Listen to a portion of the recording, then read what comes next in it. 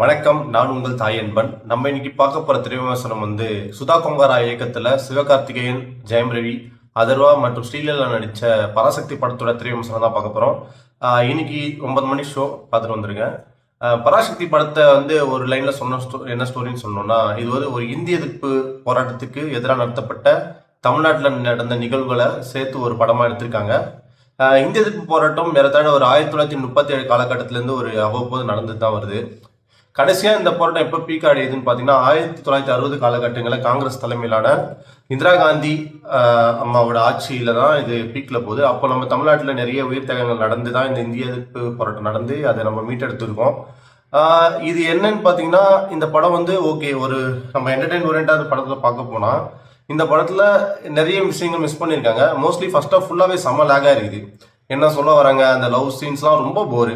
Actually இந்த இன்ட்ரோல் வரைக்குமே படம் ரொம்ப நல்லா தான் போகுது. ஸ்கிரிப்ட் எழுதவே இல்லை சுத்தமா. சுதா கொங்கரா பெரிய டைரக்டர், நம்ம ஒரு எக்ஸ்பிரஷன் வச்சிருப்போம். அந்த எக்ஸ்பிரஷனுக்கு உண்டான எந்த இதுவும் அந்த அந்த ஃபர்ஸ்ட் ஹாஃப்ல இல்லைன்றது தான் நிதர்சனமான உண்மையா தெரியுது. படம் எதை நோக்கி போகுதுன்றது நம்ம ஃபர்ஸ்ட் ஹாஃப் வரைக்குமே தெரியாது. சொல்ல போனா இது என்னன்னா, இந்திய எதிர்ப்பு போராட்டத்துல மாணவரோட பங்கு மட்டும்தான் இருக்குன்ற மாதிரி இந்த படம் எடுத்திருக்காங்க. அப்போ டிஎம்கே கவர்மெண்ட்டுக்கான பங்கு எதுவும் இல்லைன்ற மாதிரியும் இல்லை காட்டியிருக்காங்க. அதாவது இது சொந்த காசுல சூனி வச்ச மாதிரி இருக்கு டிஎம்கேக்கு. ஏன்னா இது அவங்களோட ப்ரொடக்ஷன் தான். திரு இன்பநிதி இந்த படத்தை முதன்முறையா தயாரிச்சு வெளியிடுறாரு. அது என்ன நடக்குது, என்ன எதனால பண்றாருன்றதுலாம் நம்ம எல்லாருக்கும் தெரிஞ்ச விஷயம் தான். சிவகார்த்திகேயன் நடிப்பு ஃபர்ஸ்ட் ஹாஃப் வரைக்குமே ரொம்ப இதுவாக தான் போகுது. ஒரு ஒரு போராட்டம் பண்றாரு. ஃபர்ஸ்ட் எடுத்தோம்னா ஒரு போராட்டம் பண்றதான் காட்டுறாங்க. இந்திக்கு எதிராக போராட்டம் பண்றாரு. ஒரு கட்டத்துல அவரோட நண்பர்களை இழக்க வேண்டிய சூழ்நிலை, இந்திய எதிர்ப்பு போராட்டத்தை கைவிட்டுட்டு ஒரு சராசரி மனிதனா வாழ்றதுக்கான முயற்சி ஏற்படுத்தி போயிட்டு இருக்கிற போது அவன் தம்பி திருப்பி அந்த போராட்டத்தை கையெழுத்து எடுத்து, அதர்வா அந்த போராட்டத்தை கையில் எடுத்து நடத்துட்டாரு. சரி, ஒரு கட்டத்தில் அதர்வா இருந்ததுக்கு அப்புறம் இந்த போராட்டம் பெரிய போராட்டமா வெடிச்சு இதை சிவகார்த்திகேயனே எடுத்து இந்த புறநானூறு படையோட தலைவராக இவர் இருந்து அதை செயல்படுத்துறாரு. செகண்ட் ஹாஃப் பொறுத்தவரையும் ஓகே, ஓரளவுக்கு போகுது. கடைசியாக அந்த கிளைமேக்ஸ் எல்லாமே ஓகே தான். பட் டெப்தா இல்லை படத்தில். டெப்தா அவங்க சொல்கிற விஷயம் டெப்தா இல்லை. அதை நம்ம ஏற்றுக்கிட்டு தான் ஆகணும். ஸ்கிரிப்ட் வைஸாக அவங்க எழுதலைன்னு தான் தெரியுது. எல்லாமே ஒரு ஆர்டிஃபிஷியலாக இருக்கிற மாதிரி அது செட்டாக இருக்கட்டும், எல்லாமே இருக்கட்டும். இப்போ நீங்கள் முற்காலத்தில் வந்த படம்லாம் பார்த்தீங்கன்னா, இந்த பீரியாடிக்கல் ஃபிலிம்லாம் பார்த்தீங்கன்னா ரொம்ப இதுவாக இருக்கும், தத்ரூபமாக இருக்கும். குறிப்பாக பேக்ரவுண்ட் ஸ்கோர் கொஞ்சம் பாராட்டணும்.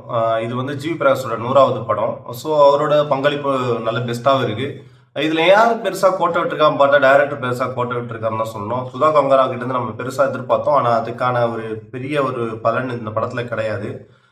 செகண்ட் ஹாஃப் ஓகே சொல்லிக்கலாம். பட் ஆஹா ஓன் மெச்சுற அளவுக்கு இந்த படம் இல்லைன்றது தான் நிதர்சனமான உண்மை. இந்த படம் நிறைய பொலிட்டிக்கல் இஷ்யூஸ்லாம் தாண்டி தான் இன்னைக்கு ரிலீஸ் ஆகிருக்குது. இதுக்கும் தணிக்கை சான்று கொடுக்கலன்ற மாதிரிலாம் போய் சென்சார் போர்டில் நிறைய விளக்கெல்லாம் பெற்று அதுக்கப்புறம் தான் ரிலீஸ் ஆச்சு. பட் இதில் நிறைய கான்ட்ரவர்சிஸும் இருக்குது. ஜனநாயகம் ஒரு வேளை ரிலீஸ் ஆயிருந்தால் இந்த படத்தை ரொம்ப டாமினேட் பண்ணியிருக்கோம். அந்தளவுக்கு இந்த படத்தில் வெயிட்டேஜ் இல்லை, ஸ்டஃப் கம்மியாக இருக்குது. ஓகே, ஃபேமிலியாக போயிட்டு ஒன்ஸ் ஒரு வாட்டி வாட்ச் பண்ணிட்டு வரலாம். பெரிய இடத்துல இந்த சாங்ஸ்லாம் நிறைய ஒர்க் அவுட் ஆகலை. சொல்ல போனால் இந்த ஹீரோயின் ரொம்ப கிளீஷாக நிறைய விஷயம் கிரிஞ்சு பண்ணுற மாதிரி இருக்குது. அதனால் ஹீரோயின் தவிர்த்துருக்கான். எல்லா படத்துலையும் ஒரு லூஸ் ஹீரோயின் வர மாதிரி இந்த ஹீரோயினும் அது மாதிரி தான் இருக்குது. ஸ்ரீலீலா நிறைய இதில் அவங்க கொஞ்சம் ஒட்டலைன்ற மாதிரி தான் இருக்குது. நிறைய ஆர்டிஃபிஷியலாக இருக்குங்க படம் பார்க்குறதுக்கு. ஒன்ஸ் ஒரு வாட்டி வாட்ச் பண்ணலாம். ஏன்னா பெரிய எக்ஸ்பெக்டேஷனோட இந்த பொங்கலுக்கு வந்தது. பட் கலெக்ஷன்ஸ் சொல்லப்போனால் கலெக்ஷன் ரொம்ப அடிச்சிடும். ஏன்னா பொங்கல் லீவு தொடர்ந்து லீவாக இருக்கனால கலெக்ஷனில் பெஸ்ட்டாக அது ஒர்க் பண்ணிடும். நிறைய பண்ணணுங்க. ஏன்னா தமிழ் சினிமா நிறைய நம்ம எதிர்பார்த்து நிறைய ஏமாற்றத்தோடு தான் போயிட்டு இருக்கோம். அந்த அளவுக்கு சொல்லிக்கிற அளவுக்கு படம் இல்லைன்னும் போது நம்ம ரொம்ப கஷ்டமா இருக்கு. ஏன்னா காலையில இருந்து போயிட்டு ஒரு படத்தை பார்த்துட்டு வரோம், அது ஒரு ஃபுல்ஃபில்மெண்ட் தரலன்றது தான் ரொம்ப கஷ்டமா இருக்கு.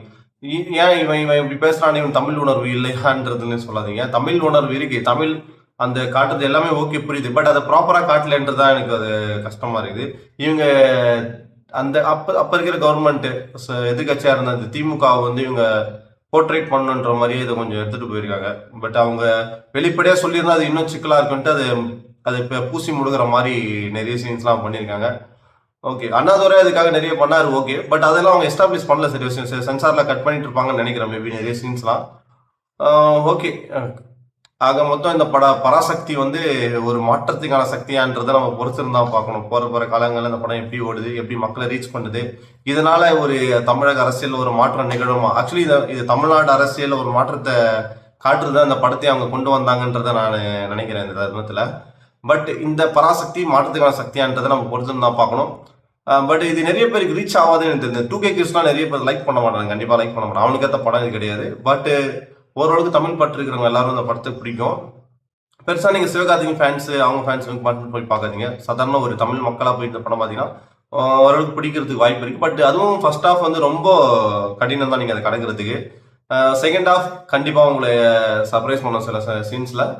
பட் அதுவும் கூட அளவாக தான் சர்ப்ரைஸ் பண்ணோம். அவ்வளோதான். இந்த படத்தை பற்றி பேசுறதுக்கு வேற ஒன்றும் இல்லை. ஓகே, டாடா, பாய் பாய்.